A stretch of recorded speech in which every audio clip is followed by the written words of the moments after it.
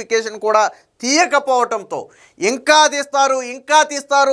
తీస్తారని 5 ఏళ్ల పాటు కళ్ళు కాయలు కాసేలాగా ఎదురు చూసినటువంటి నిరుద్యోగులు కూటమి ప్రభుత్వ తొలి సంతకంతో వాళ్ళ కళ నెరవేరింది. 150 రోజుల్లోనే డిఎస్సిని పూర్తి చేశారు. వాళ్ళకి అపాయింట్మెంట్ ఆర్డర్లు ఇచ్చారు. ఉద్యోగంలో కూడా చేరిపోయారు. అంతా బాగానే ఉంది. కానీ ఇంత ఆరుగాలం కష్టపడి చదివి రాత్రి పగలు చదివి తిని తినక అప్పో చేసి కోచింగ్ ఇన్స్టిట్యూట్లకి వెళ్ళి ఈరోజు ఉద్యోగం పొందినటువంటి వ్యక్తులని నువ్వు దొడ్డిదారిన ఉద్యోగం పొందావు, నువ్వు అక్రమంగా ఉద్యోగం పొందావు అని మాట్లాడితే బాధ కలగదా? ఖచ్చితంగా బాధ కలుపుద్ది. కష్టపడి ఉద్యోగం సాధించిన వాటి మీద నువ్వు విమర్శలు చేసి నువ్వు కష్టపడలేదు అంటే వాడికి కోపం బాధ రెండూ వస్తాయి. అలాంటి కోపం బాధే ఈరోజు ఎవరైతే మొన్న తాజాగా ఉపాధ్యాయ ఉద్యోగాలు సాధించారో వాళ్ళలో కూడా వచ్చింది. ఎందుకంటే వైసీపీ నాయకులు జగన్మోహన్ రెడ్డి మాట్లాడుతున్నటువంటి మాటలు ఒక రకంగా మానసికంగా వాళ్ళని తొలిచేస్తున్నాయి. నిన్న అదే బాధను వ్యక్తం చేశారు. నిన్న కాకినాడలో ఉభయ గోదావరి జిల్లాలో కొత్తగా డిఎస్సిలో ఉద్యోగం పొందిన వాళ్ళందరూ కూడా ఒక సమావేశం ఏర్పాటు చేసుకున్నారు.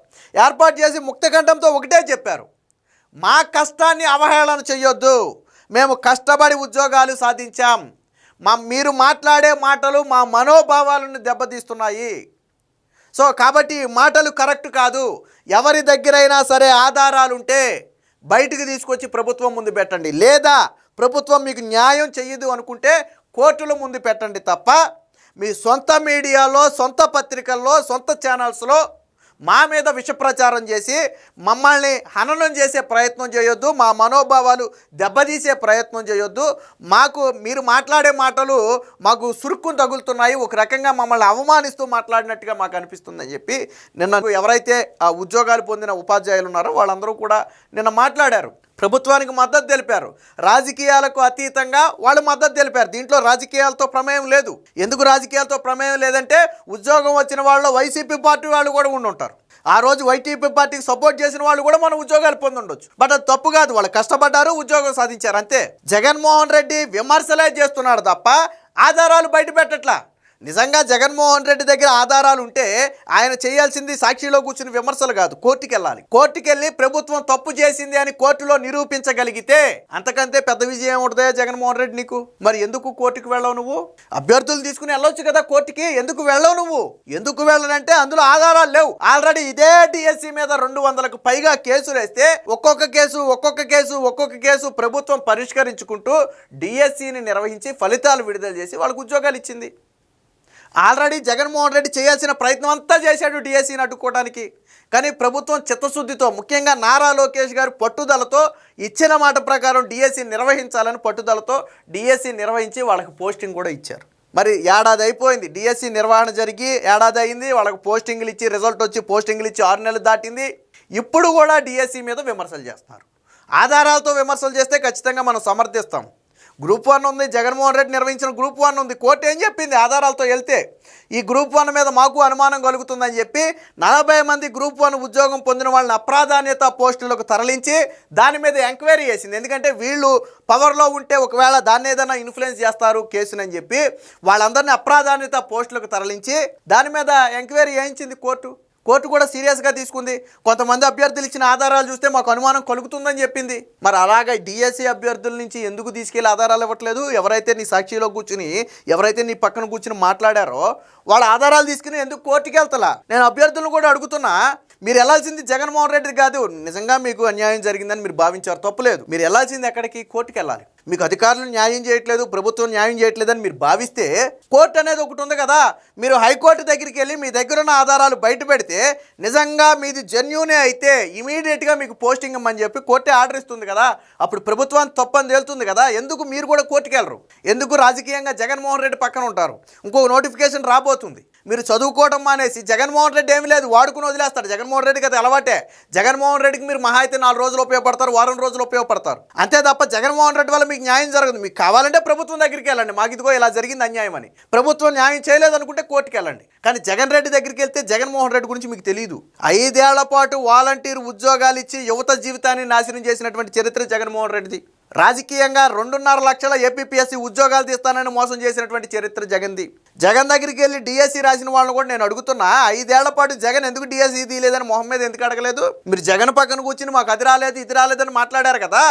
అదే జగన్మోహన్ రెడ్డిని, ఏమయ్యా జగన్మోహన్ రెడ్డి నువ్వు 5 ఏళ్ల పాటు డిఎస్సి తీసుంటే మాకు ఈ కష్టం ఉండేది కాదు కదా అని చెప్పి ఆ రోజు ఎందుకు జగన్మోహన్ రెడ్డిని ప్రశ్నించలేదు? 5 ఏళ్ళు జగన్మోహన్ రెడ్డి మిమ్మల్ని మానసిక క్షోభ పెడితే ఈ రోజు జగన్ పంచను కూర్చుని మీరు విమర్శలు చేస్తున్నారంటే ఎంతవరకు కరెక్ట్? అది మీకు అన్యాయం జరిగితే తప్పు కాదు, అన్యాయం ప్రశ్నించండి, కోర్టుల ద్వారా ప్రశ్నించండి. న్యాయస్థానం అనేది ఒకటి ఉంది కదా. జగన్ రాజకీయంగా వాడుకున్నాడు, మీకు తెలియట్లా. నేను అభ్యర్థులు కూడా అదే చెప్పింది, మేము కానీ దొడ్డిదారిని కానీ అక్రమంగా కానీ ఉద్యోగాలు పొందాము అని భావిస్తే భయం ఏమీ లేదు, ఆధారాలు బయట పెట్టండి, కోర్టుకి వెళ్ళండి. వాళ్ళు కూడా అదే చెప్తున్నారు, కోర్టుకి వెళ్ళండి అంటున్నారు వాళ్ళు కూడా. సో దీనికి సంబంధించినటువంటి వార్త ఒకటి వచ్చింది, ఒకసారి చూద్దాం. మేము అడ్డదారిలో ఉద్యోగాలు పొందలేదు, వైసీపీ నేతలు మా మనోభావాలు దెబ్బతీస్తే ఊరుకోం, ఏళ్లపాటు శ్రమించి ఉద్యోగాలు సాధించాం, ఫేక్ ప్రచారాలతో మా మనసులకు గాయపరచొద్దు, రాద్ధాంతం వద్దు, ఆధారాలుంటే చూపండి. కాకినాడలో మెగా డిఎస్సి టీచర్ల సమావేశం.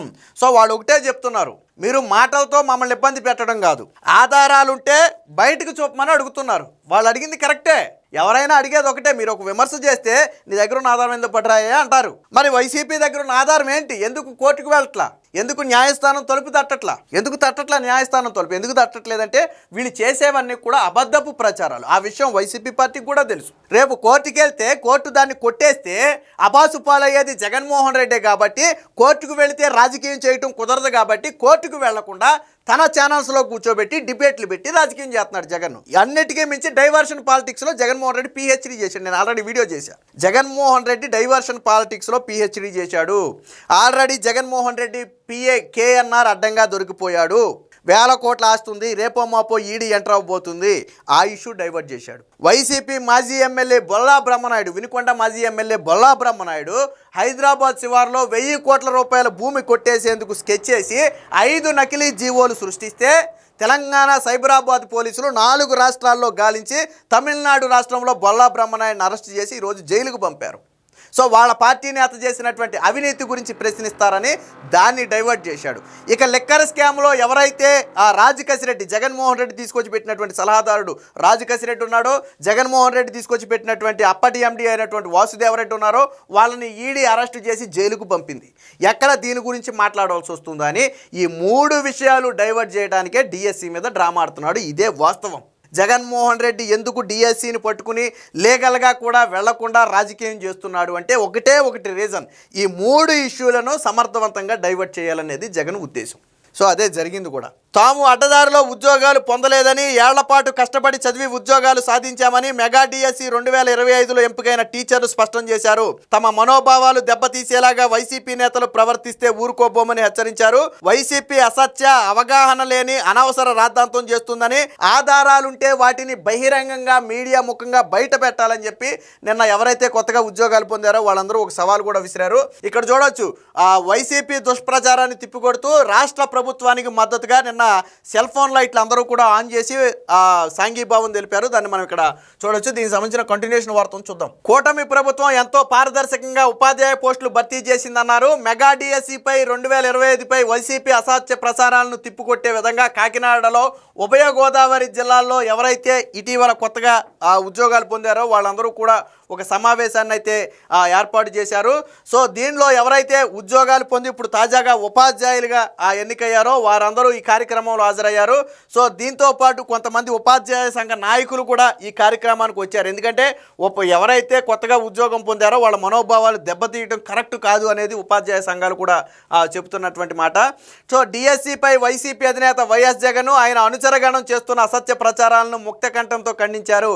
ఈ సందర్భంగా టీచర్లు తాము ఎలా ఉద్యోగం పొందింది, వైసీపీ దుష్ప్రచారంతో మానసికంగా తాము పడుతున్న ఆవేదనను వివరించారు. పక్కా ప్రణాళికతో మెగా డిఎస్సి నిర్వహించారని, తమ సర్టిఫికేట్లు క్షుణ్ణంగా పరిశీలించాకే ఉద్యోగాలు ఇచ్చారని చెప్పారు. ఫేక్ ప్రచారాలు, ఆరోపణలతో తమ మనస్సులను గాయపరచవద్దని కోరారు. ఎటువంటి ప్రలోభాలు, పైరవీలు లేకుండానే ఉద్యోగాలు సాధించామని స్పష్టం చేశారు. లక్షలాది రూపాయలు డబ్బులిచ్చి ఉద్యోగాలు కొనుక్కునే స్తోమత తమకు లేదన్నారు. తమ మనోభావాలను పణంగా పెట్టి వైసీపీ రాజకీయాలు చేయటం, వచ్చే ఎన్నికల్లో గెలుపొందాలని చూడటం నిజంగా దారుణమన్నారు. ప్రతిభతో ఉద్యోగం పొందిన వారి జీవితాలతో ఆటలాడటం మంచిది కాదని ఒక ఎత్తువ పలికారు. వాళ్ళు వాళ్ళు నిన్న చాలామంది ప్రసంగాలు చేశారు, నేను కూడా చూశాను. అందులో కొంతమంది చెప్పారు, వాస్తవానికి అంటే మనం మాట్లాడుకుంటే రెక్కాడితే కానీ డొక్కాడని కుటుంబం నుంచి వచ్చాడు. వాళ్ళు అదే చెప్పారు, రెక్కాడితే కానీ డొక్కాడని కుటుంబం నుంచి వచ్చారు. అంటే ఆ ఏ రోజుకి ఆ రోజు కూలికి వెళ్ళకపోతే, ఆ ఇంట్లో తల్లిదండ్రులు కూలికి వెళ్ళకపోతే వాళ్ళ తినడానికి కూడా తిండి ఉండదు. అకస్మాత్తుగా ఎప్పుడైనా ఒక 5,000 10,000 రూపాయలు ఖర్చు వచ్చి వాళ్ళ ఇంటి మీద పడితే వాళ్ళు అప్పు కోసం ఎటు పరిగెట్టాలో కూడా తెలియనటువంటి పరిస్థితి అంట. అలాంటి కుటుంబాల నుంచి ఉద్యోగం పొందారు. వాళ్ళ జగన్మోహన్ రెడ్డి లంచాలు ఇచ్చి కొనుక్కునేది ఉద్యోగాన్ని. రెక్కాడితే కానీ డొక్కాడని కుటుంబం అనారోగ్యం వస్తే గవర్నమెంట్ ఆసుపత్రికే తప్ప ప్రైవేట్ ఆసుపత్రికి వెళ్ళలేనటువంటి పరిస్థితుల్లో ఉన్నటువంటి వ్యక్తులు, వాళ్ళు మొత్తం చదివింది మొత్తం గవర్నమెంట్ స్కూల్స్లోను గవర్నమెంట్ కాలేజీల్లోనే, మళ్ళీ ఎక్కడ ప్రైవేట్ స్కూల్స్ కాలేజీలో కూడా చదవాల. వాళ్ళకి ఆ స్తోమత లేదు. ఈ రోజుల్లో ఎల్కేజీలోనే ప్రైవేట్ స్కూల్లో వేస్తున్నారు తీసుకెళ్ళి. వాళ్ళకి ఆ రోజుల్లో స్తోమత లేదు. వాళ్ళు అదే చెప్పారు, నన్ను డిగ్రీ చదివించడానికి టీచర్ ట్రైనింగ్ చేయించడానికే మా వాళ్ళు అలసిపోయారు, అలాంటిది డబ్బులు ఇచ్చి ఉద్యోగం కొనుక్కునే స్తోమత మాకు ఎక్కడుందని చెప్పి వాళ్ళు మాట్లాడారు. మరి వాళ్ళ ప్రశ్నకు జగన్ సమాధానం చెప్పాలా, వాళ్ళ ప్రశ్నకు సమాధానం చెప్పాలా. రెక్కాడితే కానీ డొక్కాడని కుటుంబంలో లక్షల రూపాయలు పెట్టి డిఎస్సి పోస్టు కొనుక్కునే అంత స్తోమత వాళ్ళకుందా? మరి ఎలా వచ్చింది పేదవాడికి ఉద్యోగం, ఎలా వచ్చింది? జగన్మోహన్ రెడ్డి పోస్టులు అమ్ముకున్నారు అన్నదే నిజమే అయితే, ఈ రెక్కాడితే కానీ డొక్కాడని కుటుంబానికి పేద ఇళ్లలో వెలుగుల్లాగా ఈరోజు ఉద్యోగం ఎలా వచ్చింది నేను అడుగుతున్నా. వాళ్ళు లక్షలు కాదు కదా, కనీసం ఒక 50,000 రూపాయలు కూడా పోస్టుకి పెట్టలేనటువంటి పరిస్థితి. మరి ఎలా వచ్చింది? ప్రతిభ ఆధారంగా వచ్చింది. కూటమి ప్రభుత్వంలో ప్రతిభే గీటు రాయి. జగన్మోహన్ రెడ్డి లాగా ఉద్యోగాలు అమ్ముకోవటాలు, ఉద్యోగాలు కొనుక్కోవటాలు వాళ్ళ ప్రభుత్వంలో జరిగి ఉండొచ్చు. బహుశా అక్కడ జరిగినట్టే ఇక్కడ జరిగిందని వాళ్ళు ఏదైనా భ్రమపడుతున్నారేమో. కానీ వాస్తవానికి వాళ్ళు నిన్న కొంతమంది వాళ్ళ ఫ్యామిలీ హిస్టరీలు చెబుతుంటే మన కళ్ళంట నీళ్ళు వచ్చే పరిస్థితి, వాళ్ళ కష్టం చెబుతుంటే కళ్ళంట నీళ్ళు వచ్చే పరిస్థితి. చాలామంది కోచింగ్ ఇన్స్టిట్యూట్లకు డబ్బులు లేక ఆ కోచింగ్ ఇన్స్టిట్యూట్లో చదివే వాళ్ళ దగ్గర మెటీరియల్ను జిరాక్సులు తీసుకుని చదువుకున్న వాళ్ళు ఉన్నారు. కోచింగ్ ఇన్స్టిట్యూట్లకు వెళ్ళిన తర్వాత అక్కడ మెస్ ఫీజులు కట్టలేక ఒక పూటే భోజనం చేసి ఉన్నవాళ్ళు చాలామంది ఉన్నారు. నిన్న వాళ్ళ స్టోరీలు చెప్తుంటే కళ్ళ వెంట నీళ్ళు వచ్చే పరిస్థితి. జగన్మోహన్ రెడ్డికి ఏం తెలుస్తుంది? బెంగళూరు, తాడేపల్లి, లేకపోతే హైదరాబాద్ ప్యాలెస్లో పడుకునే జగన్మోహన్ రెడ్డికి ఏం తెలుస్తుంది వాళ్ళ కష్టం? వాళ్ళు వినండి ఒకసారి, నిన్న వాళ్ళు మాట్లాడినండి, వాళ్ళు కడుపులో నుంచి వచ్చినాయి వాళ్ళ బాధలయ్యి. వాళ్ళు నిన్న బాధలను పంచుకున్నారు వాళ్ళు. మరి అలాంటి వ్యక్తుల్ని నువ్వు దొడ్డిదారిని ఉద్యోగం తెచ్చుకున్నావంటే వాళ్ళకి ఎంత బాధ కలుగుద్దా? జగన్మోహన్ రెడ్డి చేసే నీచ ప్రచారాలు ఎంత